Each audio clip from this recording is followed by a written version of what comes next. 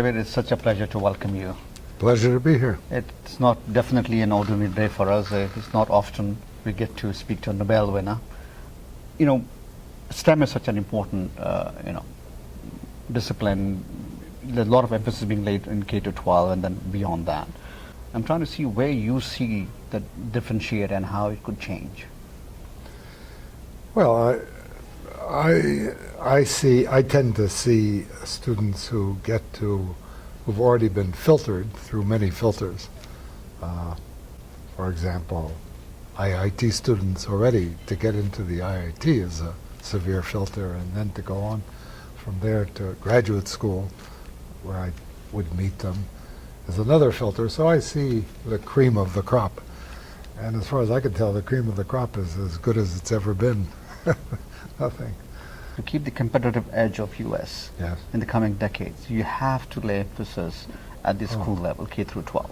Only then you'll get the cream better. Yes.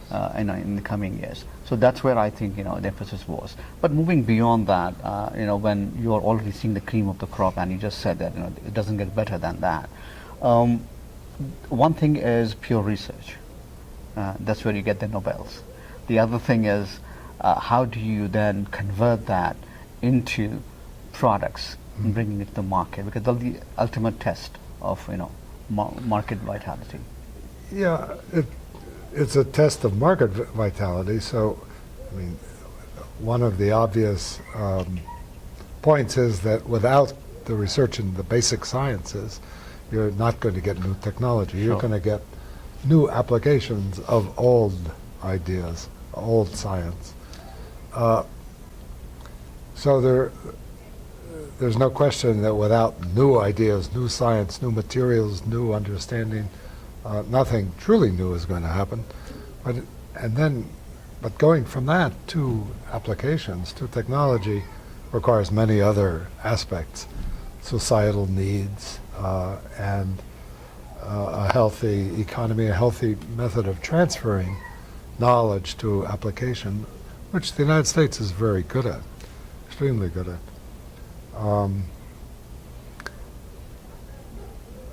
I'm not particularly worried about the pace of development. It's proceeding very well. One mustn't forget, however, that without the basic knowledge, you're guaranteed not to do anything truly innovative. You can only find more innovative applications, and they depend a lot on things which have nothing to do with either technology or science. They have to do with society and its needs and its desires and the market. And that's absolutely crucial for turning new ideas and new technology into applications. But without new ideas coming from new science, it'll all dry up. I don't think anyone can argue with that, especially with you on that particular point. For research, US has always led the research element of science. Students from around the world, yearn to come to universities here. Why do you think that is a differentiator again between US and other countries? Well, there are many reasons. I think this is one area of deep concern to me and to my colleagues, because our leadership, our total dominance is lagging. So, for example, in the physical sciences, I think there's now incredibly strong competition from countries like Germany or Switzerland or China even, who are pouring much more resources than we are and increasing them rapidly. So the U.S. is a bit complacent. It's certainly been complacent with respect to its educational system. It relies heavily on attracting the brilliant people from around the world, and therefore being able to neglect educating its own children. And it's been a bit complacent in this leadership role. There are many European and Asian countries now that are determined to take the lead and are beginning to. So I don't see our, American exceptionalism that some politicians talk about as something that's guaranteed by the U.S. Constitution. It's simply, to some degree, an accident of history, and one that we have to strive to maintain. you obviously the emphasis on the fundamentals of basic science research. What would be your advice to course correction if there is, in terms of again getting back to the basics and the fundamentals of science, and let students be good at that? We do that in principle. We still lead the world, but we face severe competition. And I think it's in the United States, there are many countries, each country has its own problems and its own dreams and desires and policies. The United States is in a bit of a quandary at the moment because there seems to be a lack of will to undertake large projects, to even fix our bridges and roads. We seem to be feeling that everything is broken, the system doesn't work anymore, and why even try? What bothers me, especially since I travel a lot around the world, is when I travel to China, I feel like I'm in the United States of the 1950s. They can do anything and will do everything and make us look like a third world country in many aspects. So that bothers me more than anything else, this the mood of lack of spirit in the U.S. anymore. Certain areas where we're still the dominant leaders, and that we can relax therefore, but in other areas we're going to fall behind. And I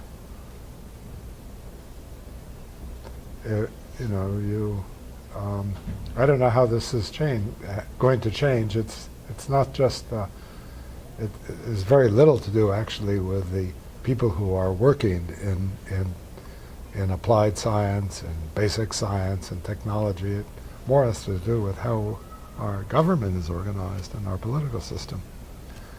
But it's very widespread, this feeling that we're no longer able to tackle the biggest challenges. Coming lastly to the inspiration part of this, Nobel is the pinnacle of recognition. People who are in this field, especially in sciences, like you said, applied sciences, they look up to people like you to get inspired and do better work. Beyond winning the award, how would you inspire them to follow in the trail? Well, when I give advice, especially to young people, and I give various talks all over the world, I essentially tell them, how interesting science is and what fascinating questions are open to answer, and I try to excite them.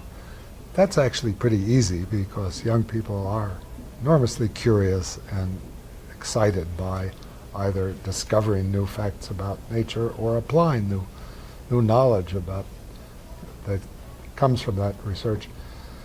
But my main message is, do what you really love doing.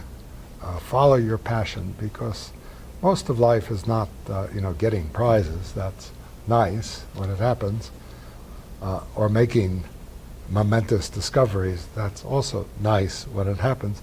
But most of the time you're just working in some field, some area of research or application, and that's what you're going to be doing most of your life. You might as well do what you really enjoy doing, because you'll do it better, you'll be more successful, and you'll enjoy it. And if you enjoy what you're doing, then you can also dare to dream and to undertake impossible dreams, because you know that, well, if you fail, and unless you take, you have to take big risks in order to do something great, and so you're likely to fail, but even if you fail, you'll enjoy the journey.